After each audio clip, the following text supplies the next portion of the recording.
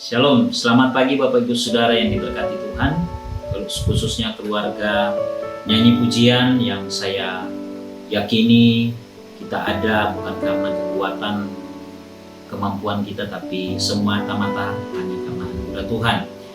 Baiklah, saat ini kita akan mendengarkan sedikit firman Tuhan, sekaligus juga kami akan membagikan apa yang menjadi visi dan misi dari nyanyi pujian. Tapi sebelumnya mari kita berdoa. Bapa, kami bersyukur karena pagi saat ini kami diberikan kesempatan untuk mendengarkan kebenaran firman-Mu. Biarlah ini menjadi landasan bagi kami untuk kami terus berkarya di dalam Tuhan melalui nyanyi pujian. Dan kami hadir kepada teman-teman yang ada di Instagram, bahkan di channel yang lain pun kami percaya Tuhan akan memberkati dan ini bisa menjadi berkat bagi kehidupan setiap yang mendengarkan. Terima kasih Bapa yang baik. Ini doa kami di dalam nama Tuhan Yesus kami berdoa. Amin. Saudara yang diberkati, untuk hadirnya nyanyi pujian ini bukan sesuatu yang mudah, karena kami tentunya menggumuli ini dalam doa dan memikirkan kira-kira apa yang harus kami lakukan supaya kami tidak hadir begitu saja, tapi kami sungguh-sungguh bisa menjadi berkat. Bapak Ibu, nyanyi pujian ini dibentuk untuk membuat anak-anak Tuhan punya satu kerinduan untuk bisa selalu memuji Tuhan Yesus. Saya teringat dalam Lukas pasal 19 ayat ke-37 hingga ayat yang ke-40. Saudara membacanya di sana, kita akan menemukan satu cerita di mana Yesus ketika berada sudah dekat Yerusalem, di tempat jalan di Bukit Zaitun, bersama dengan para murid-murid yang mengiringi Yesus dengan kegembiraan, dengan satu sukacita untuk memuji Allah. Namun yang ironisnya, ketika mereka bersuara dengan nyaring, ternyata ada orang-orang Farisi yang ada pada saat itu menegur Yesus dan berkata bahwa kalau bisa Yesus disuruh untuk menegur murid-muridnya. Tapi Yesus sendiri berkata seperti ini kepada para murid, kepada para orang Farisi, kalau saya suruh mereka diam, maka yang akan berteriak adalah batu-batu ini. Nah, saudara yang diberkati Tuhan, dengan kata lain saya mau katakan bahwa tidak akan pernah ada di dunia ini yang mampu untuk menghalangi setiap orang percaya untuk memuji Dia. Tidak akan ada benda mati, tidak akan ada kuasa apapun yang ada dalam dunia ini yang bisa membuat seseorang itu berhenti untuk memuji Tuhan.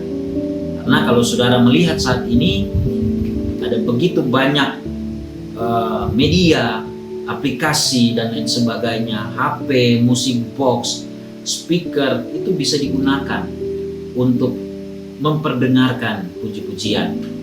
Ada aplikasi Instagram, ada TikTok, ada YouTube, bahkan aplikasi yang muncul begitu banyak hanya untuk membuat puji-pujian, penyembahan itu hadir, didengar kepada orang lain.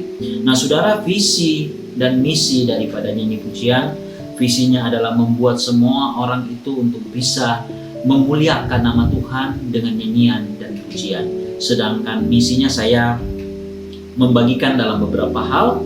Yang pertama adalah membentuk mindset bahwa penyembahan itu, pujian itu merupakan kasih karunia yang Tuhan sudah berikan kepada setiap orang percaya.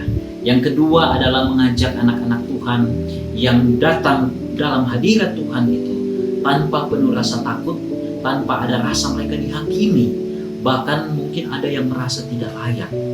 Itu kita tidak bisa memandang hal seperti demikian. Yang ketiga, menciptakan juga kerinduan hati anak-anak Tuhan untuk memuji dan menyembah tanpa ada batasan dan ruang waktu yang ada. Kemudian selanjutnya yang keempat, semua orang percaya harus menggunakan puji-pujian itu sebagai jubah sehingga dia bisa menyembah Tuhan setiap waktu. Dan yang terakhir adalah melakukan segala pelayanan dengan penuh rasa syukur. Bapak Ibu yang diberkati Tuhan, saya akan mengangkat satu teks firman Tuhan dalam Kolose 3 ayat yang ke-16 dengan dua pemaparan penting yang perlu kita dengarkan saat pagi hari ini. Kolose 3 ayat 16 berkata, hendaklah perkataan Kristus diam dengan segala kekayaannya di antara kamu, sehingga kamu dengan segala hikmat mengajar dan menegur seorang akan yang lain, dan sambil menyanyikan mazmur, puji-pujian dan nyanyian rohani, kamu mengucap syukur kepada Allah di dalam hati. Ada dua hal yang saya ingin bagikan. Yang pertama, ada kuasa perkataan kepada kita sebagai umat Tuhan. Sebagai orang yang percaya, kita harus punya kuasa perkataan.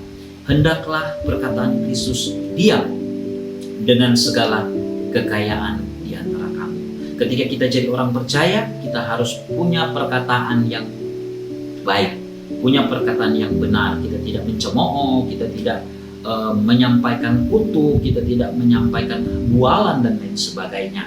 Tapi perkataan Kristus itu ada dalam mulut bibir kita. Yang kedua, saudara, dalam Kolose pasal 3 ayat yang ke-16b dikatakan, sehingga kamu dengan segala hikmat mengajar dan menegur seorang akan yang lain, dan sambil menyanyikan mazmur, puji-pujian dan nyanyian rohani, kamu mengucap syukur kepada Allah. Yang kedua adalah kuasa dalam bertindak. Ketika kita sudah memiliki seorang karakter Kristus lewat perkataan, kita harus menyelaraskan juga dengan tindakan kita. Kata diam yang dimaksudkan dalam ayat yang kita baca tadi, itu lebih dihubungkan kepada yang kedua ini, supaya kita tidak hanya sekedar menjadi para pembaca firman, tidak hanya sekedar menjadi orang yang mendengarkan, tapi kita punya satu sikap hati untuk bagaimana kita melakukan firman Tuhan itu, untuk bagaimana kita merefleksikan dalam hidup saya dan saudara, di tengah keluarga, di tengah berjemaat, di tengah pekerjaan, di kantor, di studi kita. Jadi harus dilakukan kedua-duanya. Dan yang terakhir, saudara, saya ingin katakan bahwa puji-pujian, ungkapan rasa syukur dari hati, itu akan kita lakukan, kita akan bawakan di setiap hidup kita ketika kita memiliki perkataan dan tindakan yang betul-betul seperti yang dikehendaki Tuhan. Saudara, doa kita pun kepada Tuhan, ketika Tuhan izinkan pergumulan dan persoalan masalah dalam menghampiri saya dan saudara, maka ingatlah, milikilah keyakinan kepada Tuhan bahwa hikmat Tuhan akan diberikan kepada saya dan saudara, sehingga kita punya satu respon yang benar. Pergumulan pun pasti terlewatkan. Amin. Tuhan Yesus memberkati.